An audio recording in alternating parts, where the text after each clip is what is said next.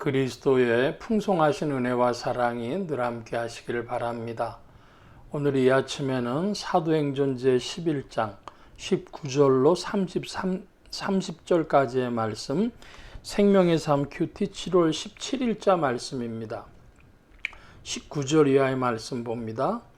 때에 스데반의 일로 일어난 환난을 인하여 흩어진 자들이 베니게와 구브로와 안디오까지 이르러 도를 유대인에게만 전하는데 그 중에 구브로와 구레네 몇 사람이 안디옥에 이르러 헬라인에게도 말하여 주 예수를 전파하니 주의 손이 그들과 함께 하심에 수도 한 사람이 믿고 주께 돌아오더라.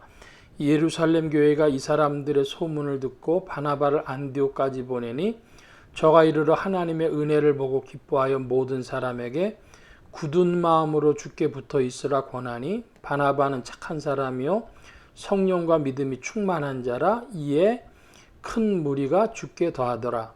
먼저 19절로 23절까지의 말씀을 보았는데요. 스데반이 순교하게 되어졌을 때에 유대인들은 스데반을 투석형을 통해 가지고 죽이면서 그들의 기독교를 향한 반감이 크게 고조가 되었죠. 그래서 예루살렘의 사람들이 잊지를 못하고 다 흩어지는데 사도들은 남고 다른 신자들은 이제 팔레스타인 땅 여러 곳으로 흩어집니다. 흩어진 사람들이 수리아 안디옥, 시리아라고 오늘날 하죠. 시리아 안디옥에까지 이르렀습니다. 그래서 그 사람들이 원래 흩어진 사람들은 유대인들에게만 도를 전했는데, 가르침을 전했는데 20절에 보니까 헬라인에게도 전했다 그럽니다. 헬라인들은 문화가 전혀 유대인들하고 다르니까 이 배경을 이해할 수 없었던 사람들인데 21절에 보니까 주의 손이 그들과 함께 하심에 그랬습니다. 주님이 역사하심으로 헬라인들에게도 믿음의 문이 열리는 것이죠. 그래서 그 소식을 예루살렘 교회가 듣고 바나바를 파송을 했습니다.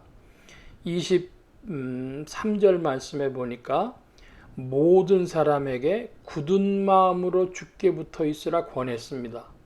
믿음의 문이 수리아 안디옥 이방인들에게, 헬라인들에게 열렸는데 그들에게 바나바가 찾아가서 한 말은 굳은 마음으로 주께 붙어 있으라 그랬습니다. 왜 그랬냐 그러면 그리스도 신앙을 갖는 것이 유대인들의 박해 대상이기도 했고 사도 바울이 거기까지 찾아왔지 않습니까? 갔었지 않습니까? 그러니까 영향력이 거기까지도 미치고 로마인들도 그리스도의 도를 핍박을 하기 때문에 내가 믿는다라고 하는 것과 그들이 고난을 받는다, 그리스도의 이름으로 고난을 받는다라고 하는 것은 그 당시로서는 당연한 일입니다. 같은 동등한 의미를 가지고 있는 것입니다. 자, 오늘날 우리가 여기서 생각할 수 있는 것은 내가 예수님을 믿습니다 라고 하는 것이 나에게 어떤 불이익이 되냐 하는 것이죠. 내가 예수님을 믿습니다 할 때에 생명을 걸어야 할 만큼 고통스러운 일이냐 할 때에 오늘은 그저 예수 믿는다고 하는 것이 큰 어려움이 안 될 뿐 아니라 오히려 자기의 생활에 유익한 사람들도 있어요. 그러니까 격차가 벌어지고 있는 것을 우리가 주목해 볼 필요가 있습니다. 믿는 사람들은 굳은 마음으로 주께 붙어 있어야 할 것입니다. 그러니까 믿음이 있다고 하는 것은 고난이 와도 지켜나가고 자신의 불이익에도 불구하고 지켜나가고 예수를 믿는 것은 그런 의미에서 어떤 뜻에서는 괴로움과 고난이 될 수도 있는 것이죠. 24절 이하의 말씀을 봅니다. 바나바는 착한 사람이요 성령과 믿음이 충만한 자라. 이에 큰 무리가 주께 더하더라. 바나바가 사울을 찾으러 다소에 가서 만남의 안디옥에 데리고 와서 둘이 교회에 1년간 모여 있어 큰 무리를 가르쳤고 제자들이 안디옥에서 비로소 그리스도인이라 일컬음을 받게 되었더라. 그 수리아 안디옥, 오늘날 시리아 안디옥은 그 바울의 고향인 타르소라고 하는 것과 좀 더 가깝습니다. 예루살렘보다 훨씬 가까워진 지역이죠. 그래서 이 바나바가 바울을 다시 복음의 전선으로 복귀시킵니다. 그 복음을 전하다가 어려움을 당해서 고향으로 바울이 돌아갔는데 이 기간에 대해서는 성경학자들의 그 의문이 많아요. 7년 정도에서부터 10년, 13년까지 차이가 벌어집니다. 아라비아에 언제 갔느냐 뭐 그런 것까지 포함해 가지고 시간의 차이가 많이 나는데 중요한 것은 대략 한 10년쯤이라고 보고 바울을 복음의 전선으로 복귀시켜 준 것은 바나바였습니다. 이후에 바울과 바나바의 그 논쟁, 다툼을 볼 때는 바울은 참 대단한 사람이다. 성질이 참 대단한 사람이다. 우리가 그런 것을 좀 짐작해 볼 수가 있겠습니다. 이 안디옥에서 비로소 그리스도인이라고 하는 그런 일컬음을 받게 되었습니다. 그 시리아 안디옥이라고 하는 것이 오늘날에도 꽤 중요한 지역인데요.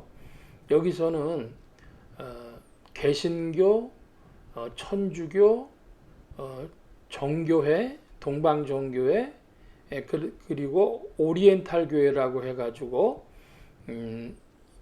이제 그 단성론 교회들, 뭐 그런 교회들이 다 시리아 안디옥에 지금도 있답니다. 그래서 그들이 참 교회로 연합해서 하는 걸 보면은 어떤 때는 연합이 되고 또 어떨 때는 안 되겠지만은 그러나 그들이 연합해서 행사하는 걸 보면 사람들이 감동을 받는다 그래요. 저는 어디 여행 가는 건 좋아하지 않는데 비행기 타는 것도 싫어하고 만약에 시리아 안디옥을 혹 갈 수 있다면 정말 가서 좀 확인해 보고 싶은 그런 마음 정도는 있습니다. 시리아 안디옥 거기서 비로소 그리스도인이라고 하는 이야기를 들은 동네죠. 27절입니다. 그때 선지자들이 예루살렘에서 안디옥에 이르니 그 중에 아가보라 하는 한 사람이 일어나 성령으로 말하되 천하에 크게 흉년들리라 하더니 글라우디오 때에 그렇게 되니라. 제자들이 각각 그 힘대로 유대에 사는 형제들에게 부조를 보내기로 작정하고 이를 행하여 바나바와 사울의 손으로 장로들에게 보내니라. 아가보라고 하는 사람이 선지자인데 선지자는 하나님의 뜻을 전해주는 것인데 그 안에 하나님의 뜻을 이렇게 전하다 보면 사건성도 드러납니다. 앞으로 무슨 일이 있을 것이기 때문에 이렇게 하라라고도 할 수 있는 것이죠. 그러니 윤리적인 일일 수도 있고 사건성이 포함된 어떤 행위에 명령을 하는 수도 있겠습니다. 그래서 이 아가보가 천하에 크게 흉년될 것이다 하면서 그들이 내린 결론은 뭐냐면 예루살렘이 더 이 시리아 안디옥보다는 살기가 흉년 때문에 많이 궁핍했던 모양입니다. 그래서 거기에 부조를 하기로 이렇게 후원금을 보내기로 작정을 하고 바나바와 바울을 그들에게로 보내는 것이죠. 그래서 바나바와 바울이 이제 마치 한 팀이 되어서 움직이듯 움직이는 모습을 우리가 볼 수 있습니다. 오늘 말씀은 여기까지 보겠습니다. 시리아 안디옥에서 비로소 그리스도인이라고 하는 이야기를 들었다. 기도하겠습니다. 만복의 근원 되신 하나님 함께해 주셔서 안디옥에서 이방인들도 믿고 그리스도인이라고 하는 이름을 들었습니다. 오늘날도 전 세계 곳곳에 주님께서 주의 손을 나타내시며 믿을 자들이 있는 줄로 아오니 그들을 향하여 복음 전파할 수 있는 교회의 선교 사역이 되게 하여 주옵소서. 온 교회와 성도들과 주의 종들이 함께 하심에 예수 소망 교회와 온 성도들과 부족한 종에도 함께 하여 주옵시고 복음 전파 영혼 구원하는 일에 쓰임 받으며 성령님과 함께 전진케 하여 주옵소서. 한 주간과 오늘에도 세임 주시며 은혜 베푸심 의지하올 때에 예수 그리스도의 이름으로 기도하옵나이다. 아멘. 하늘에 계신 우리 아버지여, 이름이 거룩히 여김을 받으시오며 나라의 임하옵시며 뜻이 하늘에서 이루어진 것 같이 땅에서도 이루어지이다. 오늘날 우리에게 일용할 양식을 주옵시고 우리가 우리에게 죄 지은 자를 사하여 준 것 같이 우리 죄를 사하여 주옵시고 우리를 시험에 들게 하지 마옵시고 다만 악에서 구하옵소서. 대개 나라와 권세와 영광이 아버지께 영원히 있사옵나이다. 아멘.